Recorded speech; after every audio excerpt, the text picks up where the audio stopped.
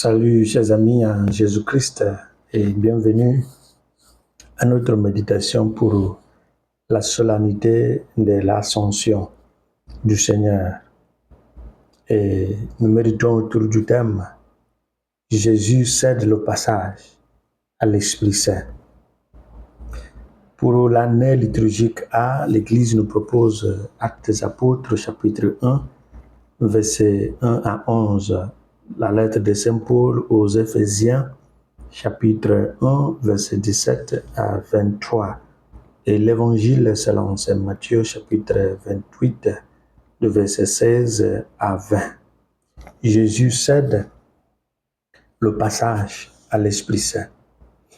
Aujourd'hui, l'Église célèbre, comme je viens de dire, la solennité de l'Ascension du Seigneur Jésus-Christ en corps et en âme au ciel, après 40 jours suite à sa résurrection, selon la tradition de Saint Luc, l'auteur de l'Évangile de Saint Luc et des Actes des Apôtres.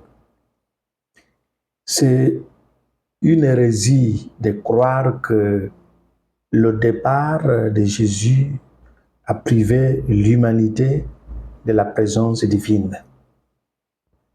Si Jésus, qui est Dieu, est l'alpha et l'oméga, le commencement et la fin, le premier et le dernier, selon Apocalypse chapitre 1, verset 8, chapitre 21, verset 6, chapitre 22, verset 13. Alors, tout ce qui existe trouve son existence en lui et il veille sur tout. Par conséquent,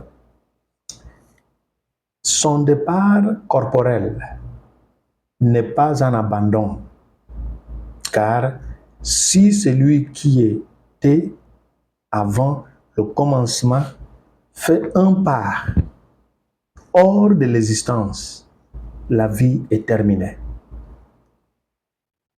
La création est terminée. Dans son Immanuel, qui veut dire Dieu avec nous, Jésus a marqué le retour de la présence perpétuelle de Dieu au milieu des êtres humains, au milieu de la créature, au milieu de la création.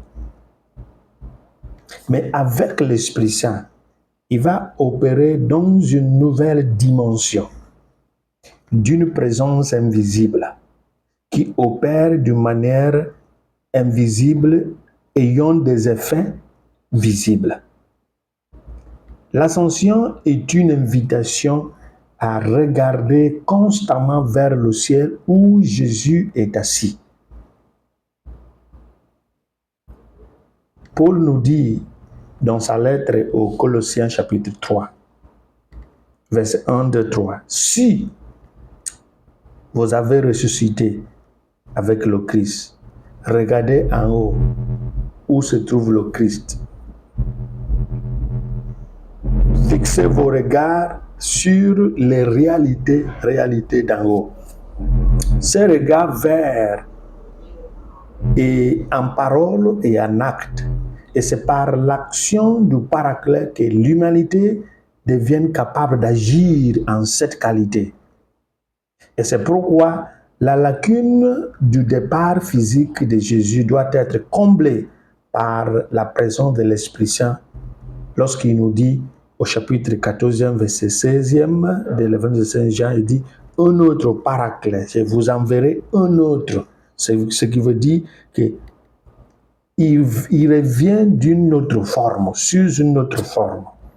C'est pourquoi l'Esprit Saint a une tâche bien définie à accomplir lorsqu'il viendra. Il nous rappellera tout ce que Jésus nous a enseigné. Lorsque tout ce que Jésus nous a enseigné demeure toujours dans le présent grâce à l'Esprit Saint, l'Église devient universelle parce que la mission est garantie. Matthieu chapitre 28 que nous lisons, versets 19 à 20. Cette Église reste sainte parce que Jésus est la tête du corps, l'Église, et toujours avec l'Église jusqu'à la fin du temps, en la sanctifiant par ses sacrements. L'Église reste apostolique parce que l'Esprit Saint nous aide à maintenir la fondation posée sur les enseignements apostoliques. Actes chapitre 2, versets 42 à 47.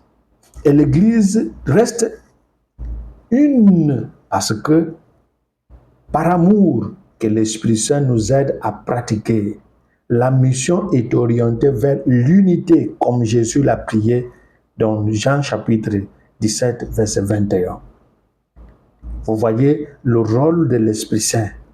Lorsque l'Esprit Saint est dans l'Église, c'est ce que Jésus a promis par son départ. Il nous donne un avant-goût. Il nous pousse, il nous invite à désirer cette réalité. Et comme c'est un mémorial, nous restons dans un désir régulier, dans un désir constant. Et c'est pourquoi nous disons que l'ascension est la porte de la Pentecôte. C'est une pensée vers, un penchant vers. En réalité, la solennité de l'ascension, pour moi, est la fenêtre divine à travers laquelle nous voyons clairement la réalité de la Pentecôte, le feu vert de la Pentecôte.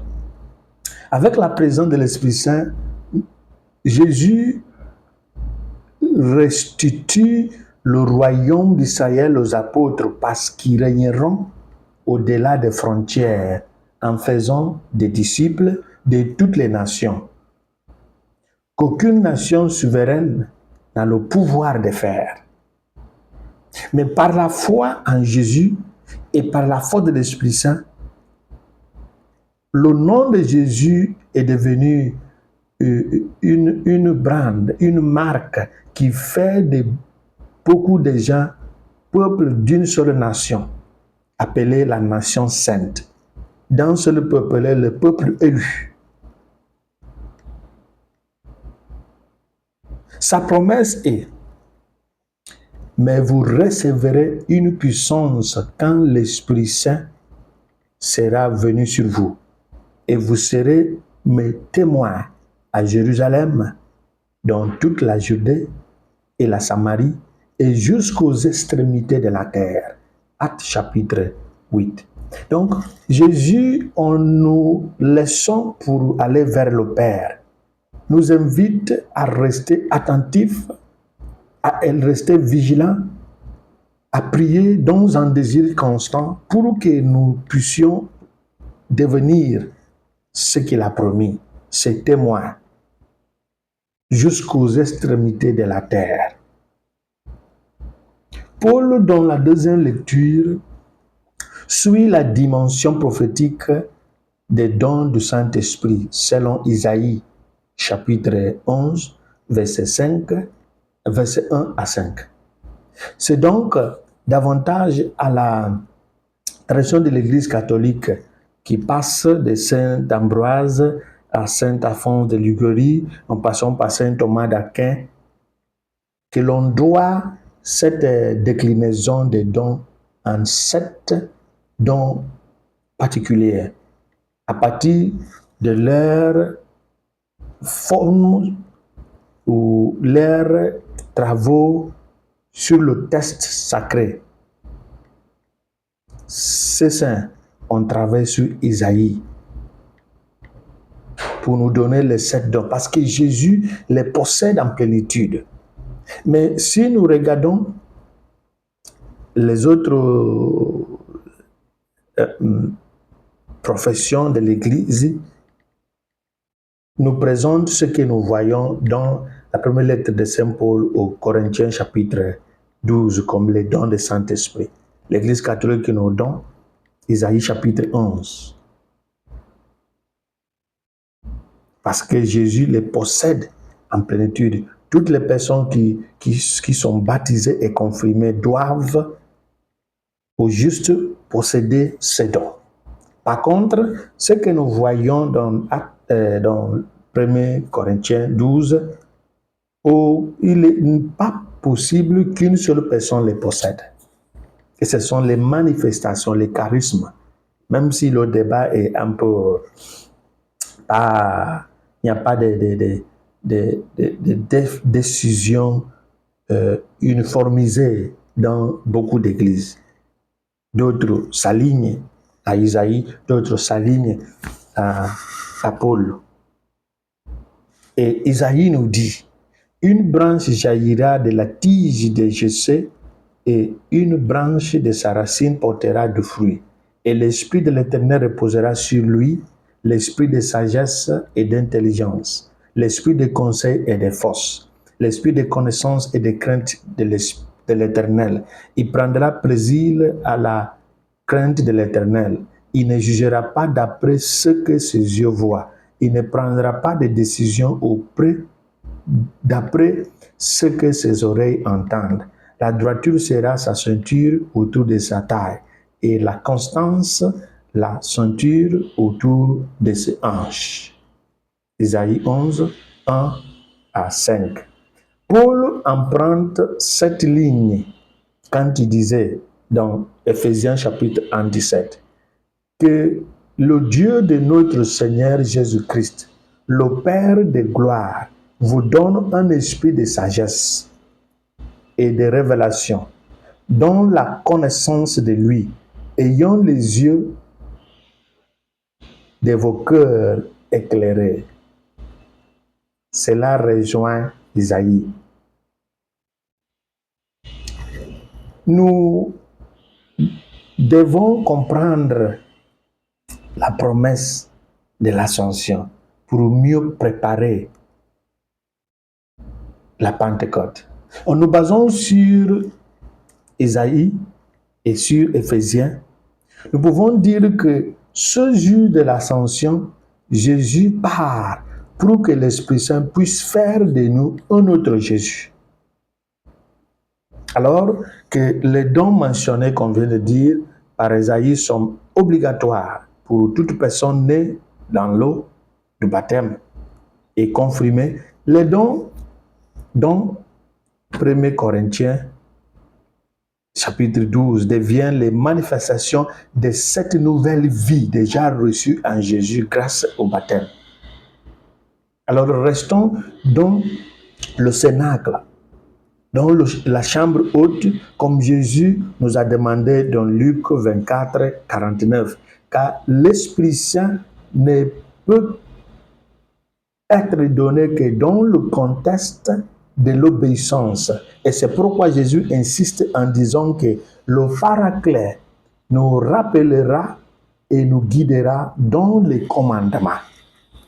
Rien de nouveau. Il va maintenir ce que Jésus a déjà enseigné. Il part pour nous préparer une place. Il part aussi pour nous envoyer une aide. Et qui nous bénisse le Père, le Fils et le Saint-Esprit. Amen.